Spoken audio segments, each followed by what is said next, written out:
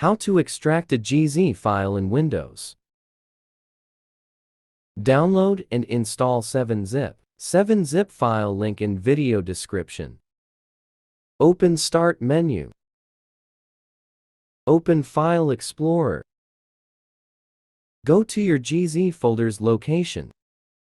Select your GZ folder. Click the Home tab. Click Copy Path. Open 7-zip. Click the 7-zip address bar. Enter the GZ folder's address. Click the folder icon. Click Extract.